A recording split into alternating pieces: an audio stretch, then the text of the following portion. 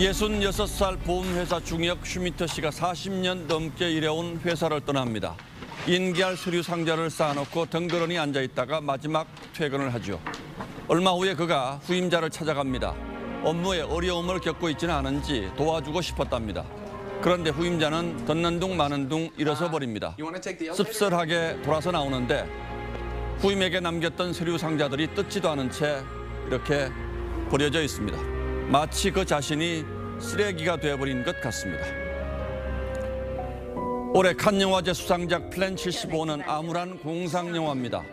노인 문제를 해결하려고 건강한 사람도 75살이 되면 죽음을 선택할 수 있게 한다는 설정이 섬뜩합니다. 공무원들이 공원에 나가서 노인들에게 죽음을 권유하고 TV에선 원할 때 죽을 수 있어서 좋다는 광고가 나옵니다. 플랜 75를 선택한 노인에게 주는 정부 위로금 10만 엔으로 마지막 온천 여행을 떠나는 상품이 번창합니다. 지난해 광복회 고문 변호사가 원로 철학자 김영석 교수를 겨냥해 이래서 오래 사는 것이 위험하다는 옛말이 생겨났다고 했습니다. 공동체에 보탬이 안 되면 스스로 생을 마치는 한도선이 80살쯤이라고 했죠. 그러자 80살 넘은 4.19 혁명 건국 포장 유공자 16분이 신문 광고를 내서 점잖게 물었습니다.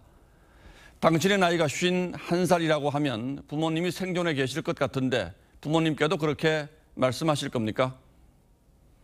65살 이상 고령층에서 나는 건강하다는 분이 2008년보다 2배 넘게 늘어서 절반에 이릅니다. 1원까지는 노동부 관할이고 75부터 복지부 관할이라는 우스개도 있죠.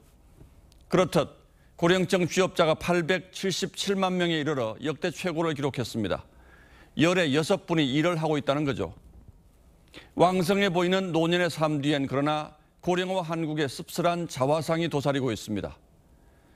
생활비에 보태기 위해서 일하고 싶다는 분이 열에 6분이나 되는 겁니다.